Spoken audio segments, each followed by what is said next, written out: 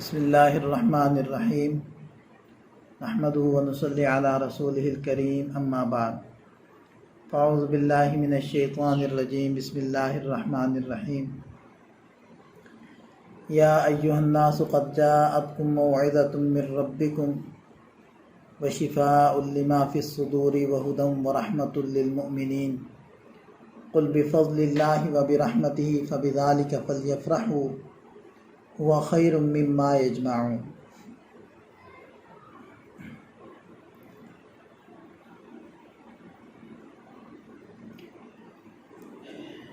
اللہ تعالیٰ نے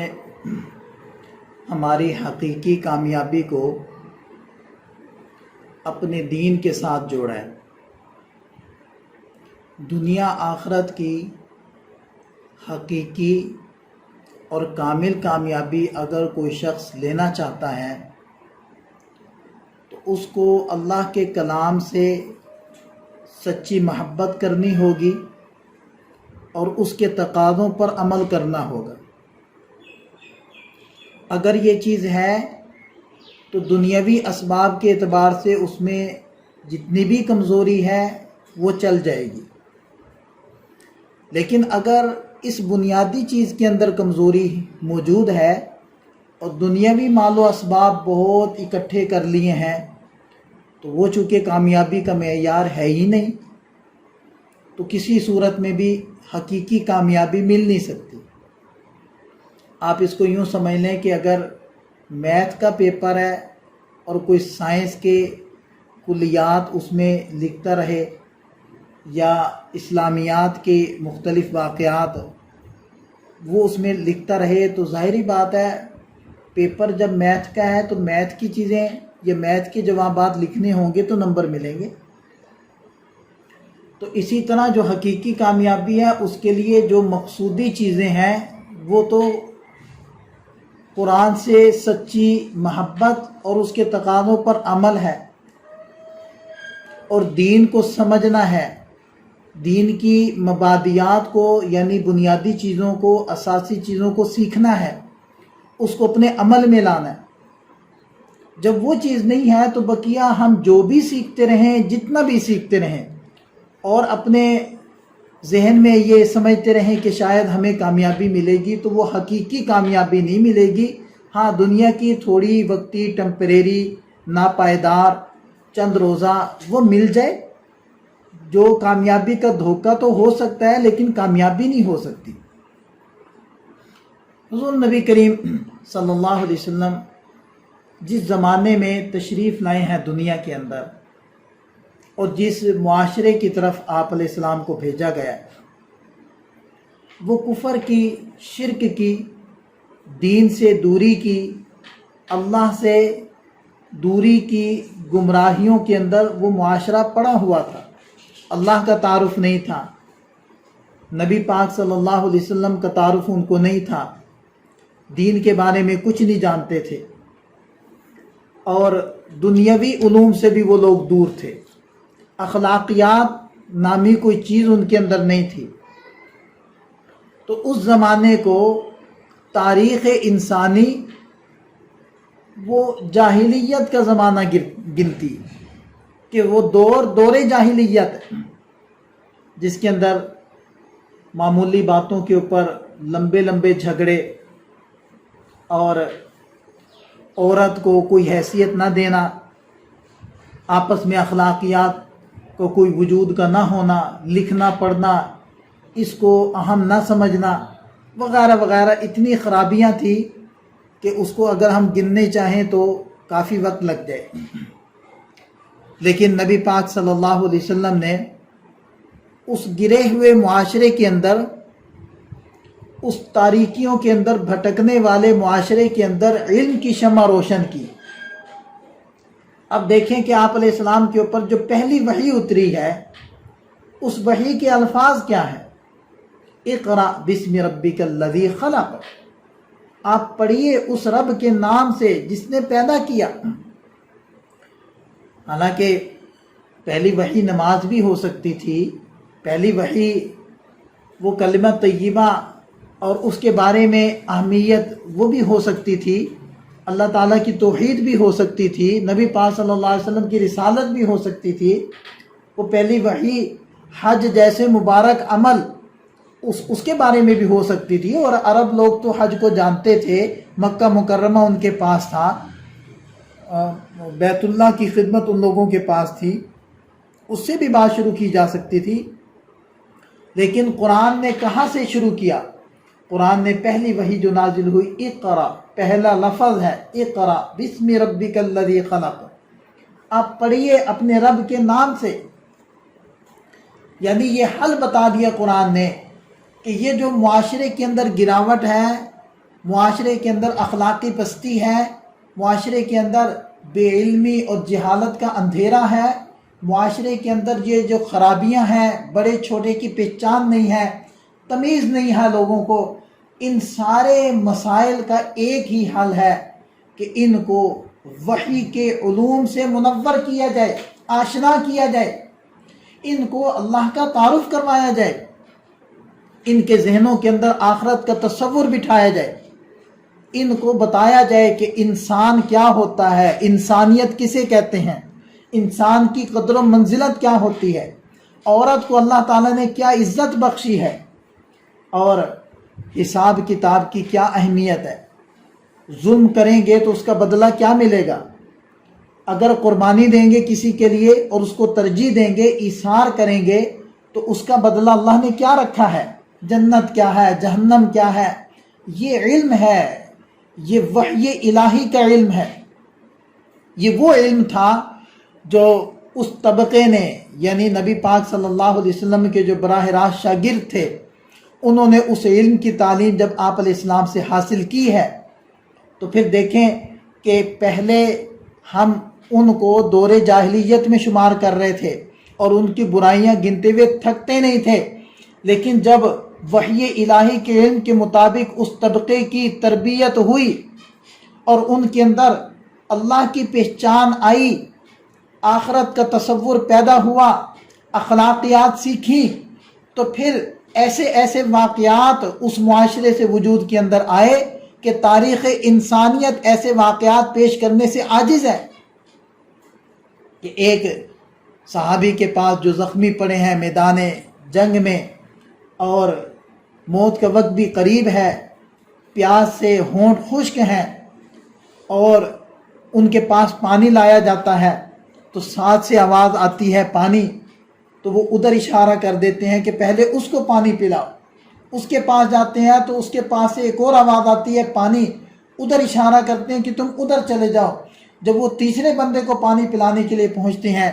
تو وہ شہید ہو چکے ہوتے ہیں، دوسرے کی طرف آتے ہیں وہ شہید ہو چکے ہوتے ہیں، پہلے کی طرف آتے ہیں تو وہ شہید ہو چکے ہوتے ہیں۔ ایسے واقعات وجود میں آئے ہیں، وقوع پذیر ہوئے ہیں، اور انسانیت کوئی بھی معاشرہ اور طبقہ اور کوئی زمانہ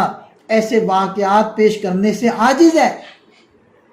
جو نبوی تعلیمات اور وحی کی تعلیمات کی برکت سے اس معاشرے میں وجود میں آئے۔ یہ جو جانور ذبح کرتے ہیں تو سری وہ بھجوا دیتے ہیں، بعض دفعہ صدقہ کر دیتے ہیں کہ چلو وہ پکا لیں گے، تو ایک بکرے کی سری ایک گھر میں کسی نے ہدیہ کی، اس گھر والے نے سوچا کہ چلو ہمارے پاس تو گزر بسر کا ہے، شام گزر ہی جانی ہے، پتہ نہیں ساتھ والے پڑوسیوں کے کیا حالات ہیں، ان کو بھیج دیں، وہ اپنا کچھ گزارا کر لیں۔ دوسرے گھر بھیج دی، دوسرے گھر والے نے سوچا کہ چلو ہم تو جیسے تیسے ہیں گزارا کر لیں گے، پتہ نہیں ساتھ والوں کے حالات کیا چل رہے ہیں، ان کو دیتے ہیں، وہ شاید ہم سے بھی زیادہ مشکل میں ہوں، ان کو بھیج دی۔ تیسرے، چوتھے، پانچویں، چھٹے، ساتویں گھر سے دوبارہ وہ پہلے گھر کے اندر چل کر واپس پہنچ گئی، یعنی 7 گھروں کا اس سری نے چکر لگا لیا، اور ہر ایک دوسرے کو ترجیح دے رہا ہے کہ اس کو دے دیں، شاید ان کو زیادہ ضرورت ہو، چلو ہماری تو خیر۔ جیسے کہا نا شاعر نے، خود نہ تھے جو راہ پر اوروں کے ہادی بن گئے، وہ کیا نظر تھی جس نے مردوں کو مسیحا کر دیا، وہ کیا نبی پاک صلی اللہ علیہ وسلم کی مبارک محنت تھی، کیا آپ علیہ السلام کے اخلاق تھے، کیا وہ نبوی تعلیمات تھیں، کیا وہ وحی الہی کا علم تھا، کیا وہ اللہ کی ذات کا تصور تھا کہ اس نے ایسا مجمع اور طبقہ تیار کیا کہ پھر جو ہر طرح کی قربانی دینے کے لیے تیار ہو گئے اور ہر اعتبار سے اپنے دوسرے مسلمان بھائی کو اپنے اوپر ترجیح دینے کے لیے تیار ہے۔ یہ جاہلیت سے نکل کر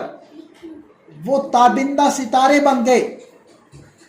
وہ دنیا کے لیے ہدایت کے تارے بن گئے۔ اصحابی کن نجوم،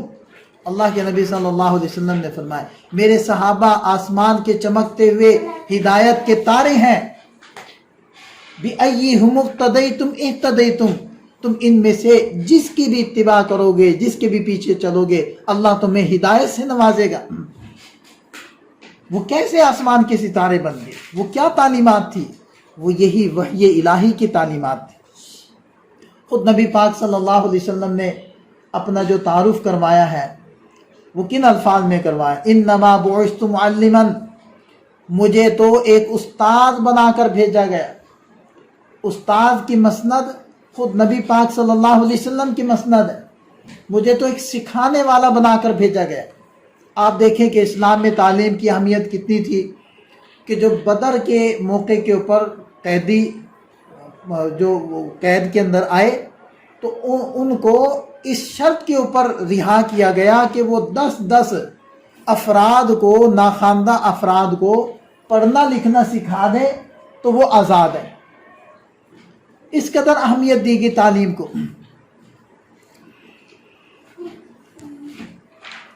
تو یہ اسلام کی وہی مبارک تعلیمات ہیں جس کا جاننا ہم سب کے لیے ضروری، اور جس کے جاننے کی وجہ سے وہ طبقہ وجود کے اندر آیا تھا کہ جس کو اللہ تعالیٰ نے رضی اللہ عنہم ورضوا عنہ کا خطاب دے دیا، یعنی دنیا کے اندر ہی اپنی رضامندی اور خوشنودی کا اعلان کر دیا۔ یہ وہ طبقہ تھا اولئک الذین ھدی اللہ، جن کو اللہ نے ہدایت دی۔ وکلا وعد اللہ الحسنی، اللہ نے سب سے جنت کا وعدہ کیا۔ یہ ان تعلیمات کی برکت تھی۔ آج ہم اگر اپنے معاشرے کے اوپر نگاہ ڈالیں تو ہمیں ایک بڑا طبقہ تو ایسا نظر آئے گا جو تعلیم اور پڑھنے پڑھانے سے ہی دور ہے، چاہے وہ دنیاوی تعلیم ہو جس کو ہم فنون کی تعلیم کہتے ہیں، چاہے وہ دینی تعلیم ہو جس کو ہم وحی الہی کی تعلیم کہتے ہیں، جس سے انسان بدلتے ہیں، وہ اس سے دور ہے، کوسوں دور ہے۔ اور ایک بڑا طبقہ ہے جو اس خط سے، یعنی خواندگی کے خط سے نیچے زندگی گزار رہا ہے۔ ایک تو اس کو تعلیم کے دھارے کے اندر لانے کی ضرورت ہے، اور دوسرا ایک طبقہ وہ ہے کہ جو دینی تعلیم کو گویا کہ اپنی دنیاوی ترقی کے لیے رکاوٹ سمجھتا ہے، اور وہ دینی تعلیم کو غیر اہم سمجھتا ہے۔ وہ سمجھتا ہے کہ بس اصل تو تعلیم دنیاوی ہے، بس یہ میں نے حاصل کر لی، اس سے میری دنیا بن جائے گی، اس سے میرے اچھی جاب لگ جائے گی، اس سے مجھے اچھے پیسے ملنے شروع ہو جائیں گے، بس یہ میرے لیے کافی ہے۔ وہ دینی تعلیم کو اپنے لیے اہم ہی نہیں سمجھتا۔ اور اب اگر تھوڑا بہت لوگوں کا ذہن بننے لگا ہے تو وہ یوں کہنے لگ گئے ہیں کہ جی ہمارے ہاں آپ بچے کو داخل کروائیں، ہم اسکول کی یا دنیاوی تعلیم کے ساتھ ساتھ ان کو ناظرہ یا ان کو حفظ یا ان کو کچھ دینی تعلیم بھی دیں گے، یعنی کہ غالب ان کے نزدیک بھی، اصل ان کے نزدیک بھی وہ دنیاوی تعلیم ہے، اور جو دینی تعلیم کو اگر انہوں نے رکھا بھی ہے تو مغلوب بنا کر، دینی تعلیم کو اگر انہوں نے رکھا بھی ہے تو ایک ہیلپر بنا کر، ایک معاون بنا کر۔ حالانکہ ہونا یہ چاہیے کہ یہ سارے ادارے یوں کہیں کہ ہم دینی تعلیم دیں گے اور ساتھ ساتھ ہم انگلش بھی پڑھائیں گے، ساتھ ساتھ ہم سائنس بھی پڑھائیں گے، ساتھ ساتھ ہم میتھ بھی پڑھائیں گے، ساتھ ساتھ ہم عصری اور دنیاوی تعلیم بھی دیں گے۔ یعنی اصل اس کو بنانا چاہیے تھا، کیونکہ دیکھیں ہماری اصل زندگی تو آخرت کی ہے۔ اللہم لا عیش الا عیش الآخرہ فاغفر الانصار والمہاجرہ۔ اللہ کے نبی صلی اللہ علیہ وسلم غزوہ احزاب کے موقع کے اوپر یہ اشعار پڑھ رہے ہیں، اے اللہ زندگی تو آخرت کی زندگی ہے۔ اللہم لا عیش الا عیش الآخرہ، عیش زندگی کو کہتے ہیں عربی میں۔ اے اللہ زندگی تو اصل آخرت کی زندگی ہے، اے اللہ فغفر الانصار والمہاجرہ، ان انصار اور مہاجرین کی مغفرت فرما۔ تو دنیا کی زندگی کون سی زندگی؟ لوگ کہتے ہیں کہ جی آپ کا مستقبل کیا ہے، تو میں ان سے پوچھتا ہوں کہ آپ کے نزدیک مستقبل کہتے کسے ہیں؟ تم دنیا کی یہ چند روزہ زندگی کو یا آنے والے چند سالوں کو مستقبل کہتے ہو، یہ جو عارضی زندگی۔ اصل مستقبل تو آخرت کی زندگی، اس کو سوچو کہ اس کا کیا بنے گا۔ تو آج ہم نے اس کو دوسرے نمبر پر لے گئے ہیں، حالانکہ حقیقت میں ایک مسلمان ہونے کے ناطے دینی تعلیمات ایک نمبر پر ہونی چاہیے تھی،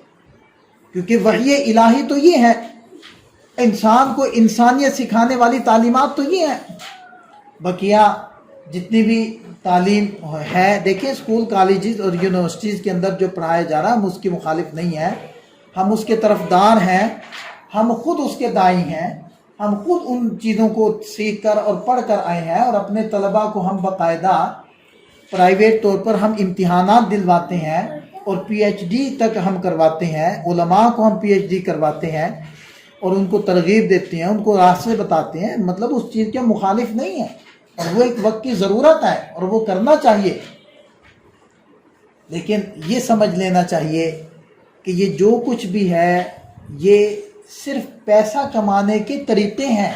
اور پیسہ کمانا بھی ایک ضرورت ہے، لہذا یہ طریقے سیکھنے چاہیے، بالکل سیکھیں، لیکن جہاں ہم دنیا کی چند روزہ زندگی کے لیے یہ سب کچھ کر رہے ہیں تو وہاں ہمیں اپنی اخروی اور اپنی حقیقی اور اپنی نا ختم ہونے والی زندگی کے لیے بھی تو سیکھنا چاہیے۔ چند روزہ زندگی کے لیے ہم نے کتنا کچھ سیکھا، کتنی ایفرٹ اور کوشش کی، کتنا پیسہ لگایا، اور جو حقیقی زندگی تھی، جو کامیابی والی زندگی تھی، جو رب کے ہاں عزت دلوانے والی زندگی تھی، اور جو نہ ختم ہونے والی زندگی تھی، اس کے لیے ہم نے کتنا سیکھا، قرآن کو کتنا سیکھا۔ مجھے آپ بتائیں، اگر آپ کی کسی بیسٹ فرینڈ کی طرف سے ایک میسیج ریسیو ہو، اور میسیج ہو کسی ایسی زبان کے اندر جس کو آپ سمجھتی ہیں، مثلا چائنیز کے اندر وہ میسیج آ گیا، اور آپ کی کوئی چائنا کی بیسٹ فرینڈ ہے، اس نے آپ کو یہ میسیج بھیجا ہے، تو کیا خیال ہے جب تک آپ اس کا ترجمہ نہیں سیکھ لیں گی آپ کو سکون آئے گا؟ آپ یہ سوچیں گی کہ اس نے مجھے میسیج کیا ہے، کیا میسیج دیا ہے؟ اگر آپ کو کوئی ترجمہ کرنے والا نہیں ملے گا تو سب سے بڑا استاد تو گوگل ہے، تو آپ فوری طور پر انگلش یا چائنیز ٹو اردو یا چائنیز ٹو انگلش آپ سرچ کر کے آپ فوری طور پر اس کا ترجمہ کریں گے۔ جب تک اس میسیج کا آپ ترجمہ نہیں دیکھ لیں گی آپ کو سکون نہیں آئے گا۔ تو یہ قرآن کیا ہے؟ یہ قرآن رب کا میسیج ہے، رب کا پیغام ہے، ہمارے نام ہے۔ قرآن کتنی جگہ کہتا ہے یا ایھا الناس، اے لوگو، یا ایھا الذین آمنو، اے ایمان والو۔ اللہ ہم سے خطاب فرما رہے ہیں، اللہ تعالیٰ ہمیں متوجہ کر کے ہم سے بات کر رہے ہیں، اور جس زبان میں ہے وہ زبان ہماری نہیں ہے۔ ساری اتنی زندگی گزر گئی، ہمارے اندر کبھی یہ بے چینی نہیں پیدا ہوئی کہ ہم پڑھیں تو صحیح، ہم سمجھیں تو صحیح کہ ہمارا رب ہمیں کیا میسیج دے رہا ہے، ہمارا رب ہم سے کیا ارشاد فرما رہا ہے۔ صبح اٹھتے ہی، بیدار ہوتے ہی، سب سے پہلا کام اور سب سے پہلا ہاتھ جو جاتا ہے وہ موبائل پہ جاتا ہے۔ میرا تو یہی حال ہے، آپ لوگوں کا پتہ نہیں۔ فوری طور پر ہم میسیج چیک کرتے ہیں کہ واٹس ایپ کے اوپر یا ٹیکسٹ میسیج کے اوپر کس کس کا کیا کیا میسیج آئے۔ تو کیا ہم صبح اٹھ کر ہمارے دل میں یہ احساس بھی بیدار ہوا ہے کہ ہم قرآن بھی تو کھول کر پڑھیں، جو 1450 سال پہلے رب کا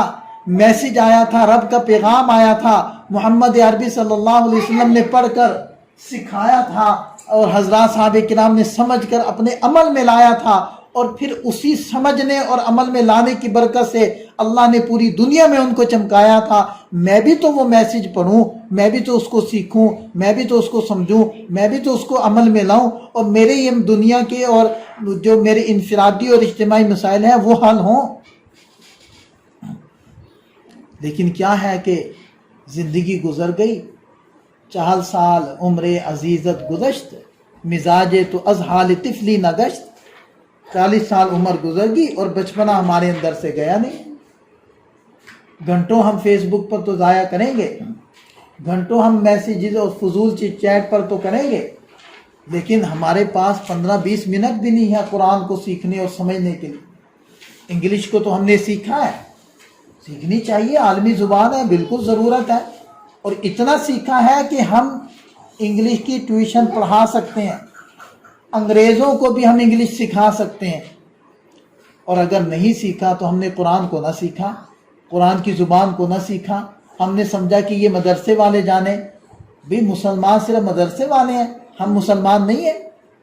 یہ اللہ تعالیٰ جو خطاب کر رہا ہے یا ایھا الناس یا ایھا الذین آمنو، یہ صرف مولویوں سے خطاب کرتا ہے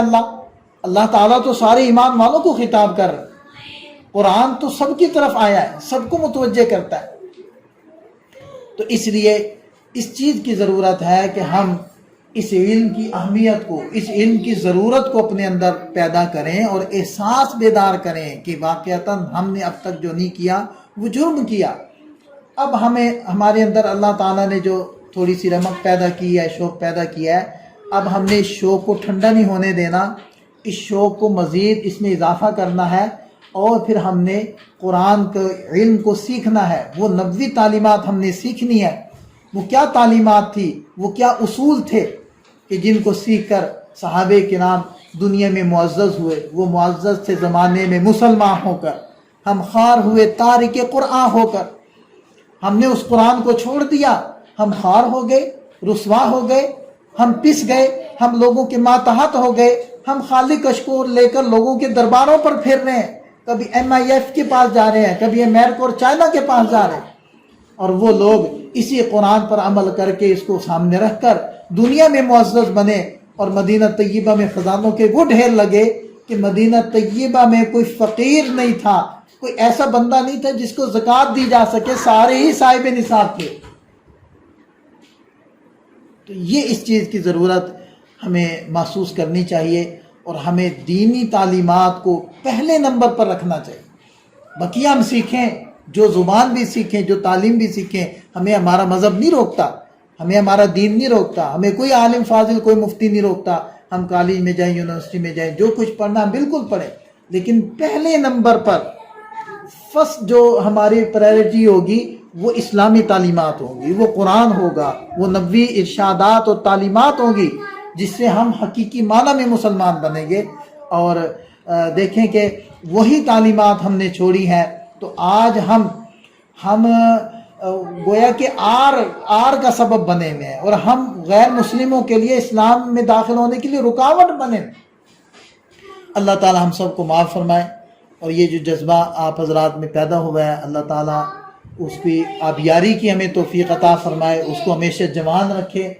اور اللہ تعالیٰ ہم سب کو قبول فرمائے، اللہ تعالیٰ ہم سب کو ہدایت عطا فرمائے، اور دینی تعلیمات کے لیے اللہ تعالیٰ ہم سب کی توفیقات میں اضافہ فرمائے۔ وآخر دعوانا الحمدللہ رب العالمین۔